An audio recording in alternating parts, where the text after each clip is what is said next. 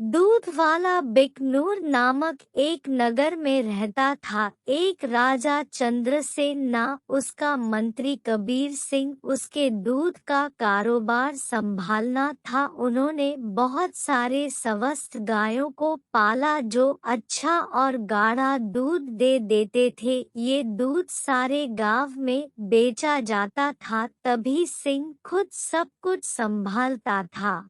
तब बीर सिंह की पीढ़ी भी महाराजा के लिए काम करते आ रहे थे और इस वजह से चंद्रसेना उसका बहुत आदर करते थे। कबीर सिंह ने भी राजा को कभी भी निराश नहीं किया। सारे गांव में उसका अच्छा नाम था। हर रोज कबीर सिंह खेत पर जाता था। उसने बहुत लोगों को काम पर रखा गायों की देखभाल के लिए ताकि वे अच्छे से खाएं और सेहतमंद रहें। गायों को घास चलाने के लिए वह दिन में कम से कम 2 बार भेजता था। वह हमेशा ध्यान रखता था कि दूध साफ सुथरा रहे। दूध निकालने के बाद वह 10 दूध वालों को देता था ताकि वह गांव में जाकर बेच दे। दूध वाले कबीर सिंह को पैसे देते थे और कबीर जाकर चंद्रसेना को चंद्रसिन्हा ने देखा कि कैसे कबीर ईमानदारी से काम करता था और उस पे पूरा भरोसा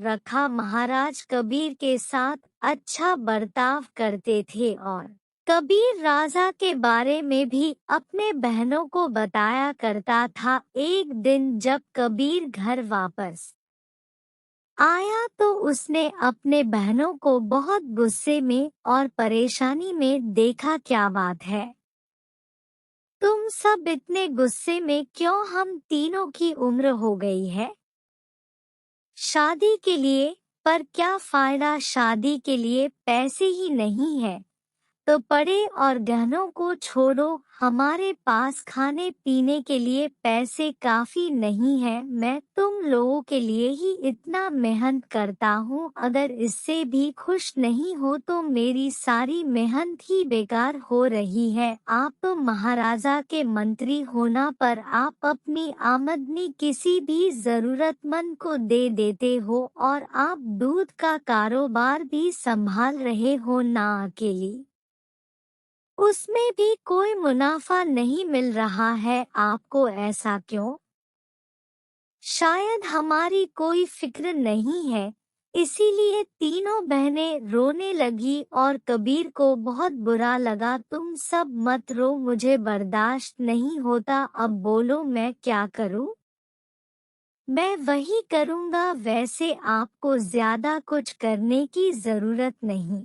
आप दूध का सारा कारोबार संभालते हो ना। अगर आप उसमें थोड़ा पानी मिलाकर बेचोगे तो आप ज्यादा बेच पाओगे। हाँ, और अधिक दूध से अब ज्यादा मुनाफा भी कमा सकते हो। भर ये तो धोखा हुआ। मैं राजा के साथ ऐसा नहीं कर सकता। कबीर सिंह ने ऐसा करने से मना कर दिया था पर उसकी बहनों ने उसको भावुक करके जैसे तैसे उससे ही काम करवा ही दिया। कबीर सिंह अक्सर कमाए गए पैसे राजा को देता था और बाकी के पैसे अपनी बहनों को देने लगा। मुझे ऐसा करना नहीं पसंद कि आखिरी बार है, इसके बाद मुझे ये सब करने के लिए नहीं बोलना। कबीर की बातें सुनकर बहनों ने उसको पैसे वापस किए और घर छोड़कर जाने का नाटक करने लगे। कबीर के पूछने पर तीनों ने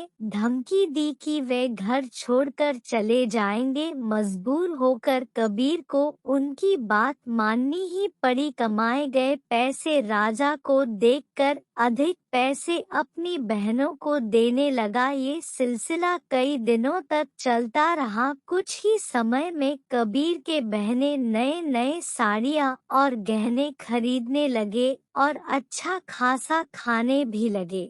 उनकी जिंदगी ही बदल गई। घर पर बैठे बिना तीनों सच धज के बाहर घूमने लगे, सबके आगे दिखावा करने के लिए। गाँव के सारे लोग हैरान रह गए और आपस में बातें करने लगी, ये तीन बहनें कबीर की कमाई को ऐसे इस्तेमाल कर रहे हैं। मैंने कभी नहीं देखा किसी को ऐसा करते हुए। और कबीर सिंह के पास इतने पैसे आए कहाँ से? सब लोग कबीर के बारे में बातें करने लगे और बाकी के मंत्री कबीर की कमाई पर ईर्ष्या करने लगे तो इस बात पर जांच करना शुरू कर दिए। जल्द उनको सच पता चल गया कि वो दूध में पानी मिलाकर बेच रहा था। 70% राजा को देकर बाकी के 30 अपनी जेब में डाल रहा था। खेत के कारीगरों से मंत्रियों ने यह बात का पता लगाया। सारे मंत्री गए राजा के पास और उनको पूरा सच बता दिया। अब क्योंकि राजा को कबीर से बहुत लगाव था, उनको इस बात पर यकीन ही नहीं हुआ और उनके पास और कोई रास्ता नहीं था सिवाय कबीर को दंड देने का। तीनों बहनें आए कैद खाने अपने भाई को देखने के लिए और उनको बहुत बुरा लगा कि उनकी ही वजह से उनका भाई आज जेल में बंद पड़ा है। बहनों को अपनी गलती का एहसास हुआ और तीनों गए महाराजा के पास और उनको सब सच बताया कि असल में ये सब उन तीनों की ही गलती है और कबीर दोषी नहीं है।